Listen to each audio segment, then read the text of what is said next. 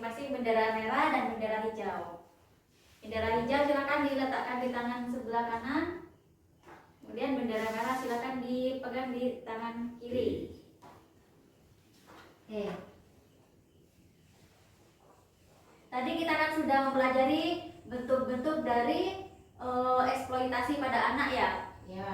Bentuk-bentuk dari eksploitasi anak. Nah, sekarang kita akan melanjutkan ke cara mencegah eksploitasi anak. Nah, sebelum kita membahas lebih lanjut, saya akan memberikan pertanyaan kepada bapak-bapak, ibu-ibu. Apakah pertanyaan ini atau pernyataan ini termasuk salah satu bentuk atau cara untuk mencegah eksploitasi anak? Nah, misalkan pernyataan ini adalah cara untuk mencegah eksploitasi anak, silakan angkat bendera hijau.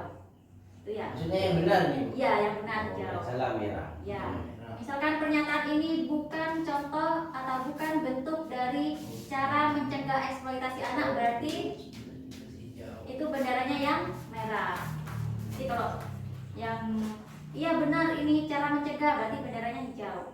Oh, ini bukan untuk mencegah, berarti benderanya Merah. Apa Bapak Ibu ya? Paham. Kalau bingung dua ini ya. Kalau bingung nggak usah diam aja. Oh, diam ya. aja. Oke. Golput kalau itu. Ya. Sekarang pernyataan pertama. Kalau misalkan pernyataannya kurang jelas, silakan boleh minta diulang Bapak-bapak Ibu-ibu ya. Ya, Bu. Yang nomor 1, menyuruh anak menjadi kuli angkut barang untuk menambah uang belanja. Nah, itu apakah contoh mencegah eksploitasi atau bukan? Bukan. Bukan. Bukan. Oke, bagus. Kemudian nomor 2, menyuruh anak untuk mengemis di jalan. Bukan. Bukan. Karena Salah. itu bentuk dari eksploitasi ya. Anak. Ya, oke. Kasih anak. Bagus. Kemudian nomor 3, menyuruh anak bekerja di tempat hiburan malam. Oh, wis, bukan. Oh iya, bukan. Oke. Karena dia termasuk eksploitasi ekonomi ya, Ya. untuk mencari uang. Oke, sekarang nomor 4, mengizinkan anak untuk menikah sebelum usia 18 tahun. Bukan, tidak boleh. Tidak boleh, harusnya Harus 20. 20 atau minimal 18 ke atas itu ya. Oke. Ya, Bu. Kemudian oh iya, kenapa kok nggak boleh? Karena kemarin Bahaya, terlalu bahaya, muda. terlalu muda. Ya, karena organ-organ reproduksinya masih belum Siap, berkembang siap. maksimal. Oke, bagus. Kemudian menjual bayi. Menjual bayi. Ya, oke, bagus. Kemudian memberikan waktu bermain kepada anak. Nah, ini. Nah, itu cara mencegah berarti ya. Ya. Oke, bagus. Mencegah eksploitasi anak dengan memberikan waktu bermain agar anak tetap Iya. bahagia. Oke. Kemudian nomor 7 sekarang. Memberikan waktu istirahat yang cukup untuk anak. Oke, sama dengan yang nomor 6 tadi ya. Ya, Bu. Ya. Adalah contoh untuk mencegah eksploitasi anak. Kemudian nomor 8, memberikan kesempatan anak untuk belajar agama. Oh iya. Nah, ini oke, mencegah eksploitasi anak agar tercukupi kebutuhan pendidikannya. Oke, bagus. Kemudian nomor 9, melarang anak bermain ke rumah tetangga. Ya, silakan Pak Aga. Oh iya ini maksudnya. Enggak. Salah bendera, Pak. Iya. Salah ya? Ini maksudnya. Melarang anak bermain ke rumah tetangga. Iya. Ya. Itu bukan cara, karena dia membatasi waktu bermain gitu ya. Iya. Mengekang. Harusnya dikasih waktu untuk bermain. Oke, nomor 10, membiarkan anak keluar sendirian di malam hari. Bukan. Kenapa kok bukan kira-kira? Karena itu berbahaya bagi anak, Bu. Iya, Iya. bagus. Karena itu Boleh. berbahaya. Memberi kebebasan, tapi kalau yang ini dia membahayakan. Oke. Kemudian Nomor berapa dulu, Bu? sekarang nomor 11. Nah, ini membuat akte kelahiran untuk anak. Ya. Itu adalah satu pelayanan orang tua kepada anak ya, berarti betul. Kemudian nomor 12, memasukkan anak di dalam daftar kartu keluarga. Oh iya. Iya. Iya. Wah, pengakuan ini. Pengakuan. Pengakuan, Oke. Dan untuk memudahkan anak mendapatkan layanan kesehatan, layanan pendidikan, dan kebutuhan-kebutuhan lainnya gitu ya. Agar Ya. menerima manfaat PKK. Ya betul, itu yang paling penting juga ya, kita sebagai bapak-bapak ibu-ibu sebagai KPM, syaratnya adalah harus terdaftar dalam kartu Keluarga. keluarga. Oke. Kemudian nomor 13 yang terakhir ini harus benar ini. Menggendong bayi untuk mengumpan orang lain agar iba. Iya, itu termasuk eksploitasi, bukan untuk mencegah ya. Iya. Bagus. Biasanya kan banyak tuh di pinggir jalan, kalau misalnya bapak-bapak, ibu-ibu ke kota, itu ke kota Jember sana ya, pernah ke kota nggak Bu? Pernah. Pernah ya. Ya, pernah ke kota di situ. Nah, di situ mungkin di lampu merah. Kemudian Tija Bu, tija. apa itu tija? Tija itu mengeksploitasi anak di lampu merah. Ya, betul sekali. Menggendong. Tija, ya bagus ya. Itu nggak boleh seperti itu karena itu eksploitasi ekonomi itu ya.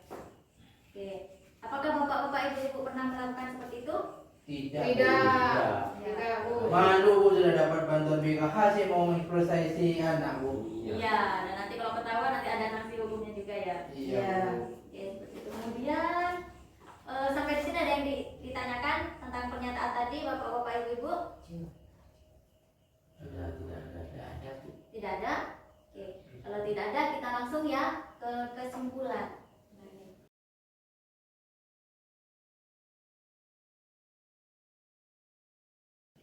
Jadi kesimpulannya dari pernyataan-pernyataan yang saya tanyakan tadi, kita ingin mengetahui gimana sih cara mencegah eksploitasi pada anak. Nah ini agar tidak terjadi eksploitasi. Yang pertama coba Pak Gio silakan. Cara pertama adalah mengupayakan anak tetap bersekolah, Oke, mengupayakan anak agar tetap sekolah, jadi agar terpenuhi kebutuhan pendidikannya. pendidikannya. Nggak boleh kita melarang anak untuk sekolah kemudian dipekerjakan. Nah itu nggak boleh. Kemudian nomor 2 silakan Bu Bila. Tidak menyuruh bekerja yang mengganggu kegiatan bermain dari belajar. Ya, bagus sekali.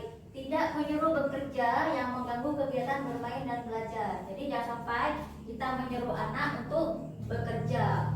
Ketika anak bekerja maka akan mengganggu kegiatan bermain dan belajarnya, itu nggak boleh. Karena belum cukup umur ya. Ya. Nomor 3 Pak Angga silakan. Tidak membiarkan anak bersama orang dewasa tanpa pengawasan. Oke, tidak membiarkan anak bersama orang dewasa tanpa pengawasan. Ya, ini juga tidak boleh terjadi jika kita menitipkan anak kepada orang dewasa terus nggak kita awasi. Takutnya akan terjadi apa kira-kira? Penculikan. Penculikan, apalagi Begal. begal, apalagi Ya itu tadi pemerkosaan. pemerkosaan atau pelecehan ya, Tindakan seksual. pelecehan seksual. Karena pelecehan itu bisa terjadi pada orang-orang dekat bahkan ya. Ya, Iya. khususnya itu. Ya, kemudian nomor 5, tidak mudah mempercayai janji-janji orang lain. Maksudnya gini, Jambu. ya jambu, misalkan Palsu. Janji kita palsu. punya anak gitu ya, punya anak, kemudian ada tetangga kita, Mbak mau minjem anaknya, mau dibawa jalan-jalan gitu ya, kita nggak boleh 100% percaya, karena ada apa? Karena nanti ada kemungkinan tija tadi ya, Ya.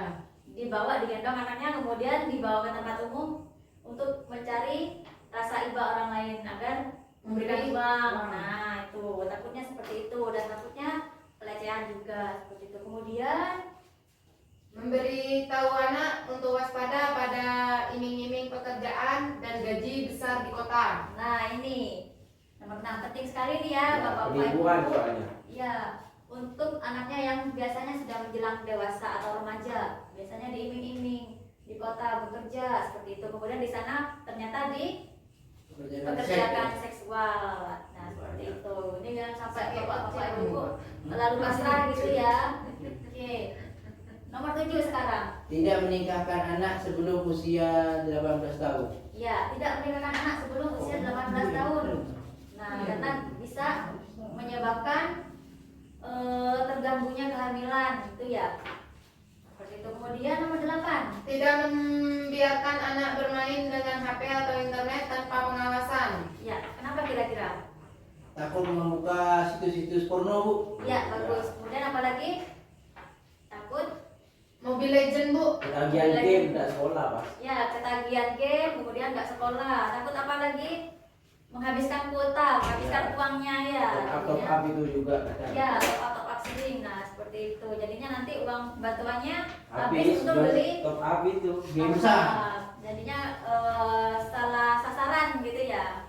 Oke, Ya. salah manfaat. Kemudian Menanyakan kepada anak tentang kegiatan yang dia lakukan dan dia alami. Oke, menanyakan kepada anak tentang kegiatan yang dia lakukan dan dia alami. Tujuannya apa? Agar kita mengetahui apa sih yang dilakukan anak, agar kita bisa melakukan controlling atau mengontrol.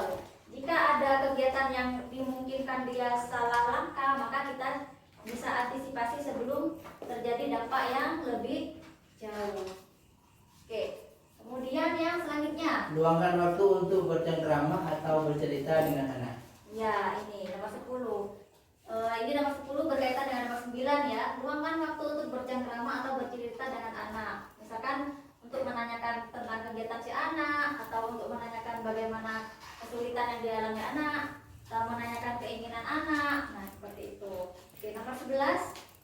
Kenali guru sekolah atau guru ngaji mereka. Ya, kenali guru sekolah atau guru ngaji mereka.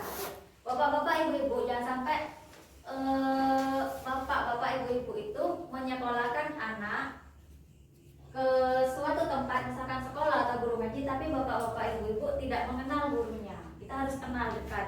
Tujuannya apa? Kita menitipkan, kemudian kita mengenali, kita bisa memberikan rasa nyaman atau keyakinan bahwa kita tidak salah untuk menitipkan anak ke tempat pendidikan tersebut, itu ya. Oke, kemudian nomor 12. Kenali teman-teman mereka. Ya, kenali teman-teman mereka. Kita harus mengenal siapa sih teman-temannya gitu. Karena secara Takut salah pergaulan ya. Bu? iya, betul sekali, itu tujuannya. Takut salah pergaulan. Ketika kita tidak mengenal teman-teman mereka, teman-teman si anak kita, maka kita tidak bisa melakukan gimana sih anak itu bermain, ada di jalur yang benar atau salah, seperti itu. Jangan sampai salah pergaulan. Nomor 13. Kenali orang-orang dewasa di sekitar mereka. Ya, kenali orang-orang dewasa di sekitar mereka. Dengan siapa mereka bergaul? Kan kita mengenal istilah ya. Karakter atau pola pikir anak itu terbentuk dari lingkungan. Dengan siapa dia bermain, dengan siapa dia belajar. Nah, seperti itu. Jadi pastikan bahwa orang-orang dewasa di sekitar mereka adalah orang-orang yang Baik. ya baik atau membawa Kebaikan. lingkungan yang positif. Ya. Ya, seperti itu. Nomor 14. Tidak menjaminkan anak untuk berhutang. Nah, tidak menjaminkan anak untuk berhutang. Kan sering ya di sinetron ya. Ketika si orang tua punya hutang, kemudian dengan relanya orang tua menikahkan anaknya dengan orang yang kaya dengan tujuan untuk membayar hutang. Nah, itu jangan sampai Indosiar terjadi. tapi itu Bu. Ya di Indosiar ya. Kalau di sumber Jambi TV kan nggak ada kan ya. Nggak ada Bu. Iya. Oke, Sutradaranya kemudian ini. ya itu cukup di Indosiar saja, jangan sampai ada di Super Jambi. sumber Jambi TV atau di lingkungan kita. Kemudian nomor 15. Tidak melakukan berbagai jenis kekerasan pada anak. Nah, ini dari kita sendiri ya sebagai orang tua, Ya. tidak boleh melakukan berbagai jenis kekerasan kepada anak. Nah, seperti itu. Kemudian yang terakhir, Membuatkan akte kelahiran untuk anak. membuatkan akte kelahiran untuk anak. Nah, karena di akte kelahiran ini kenapa kok penting? Ya, penting untuk menjamin pendidikan, kesehatan, ataupun pengaduan-pengaduan lainnya. Misalkan terjadi sesuatu, nah ini sangat penting untuk anak di masa sekarang ataupun di masa mendatang. Seperti itu.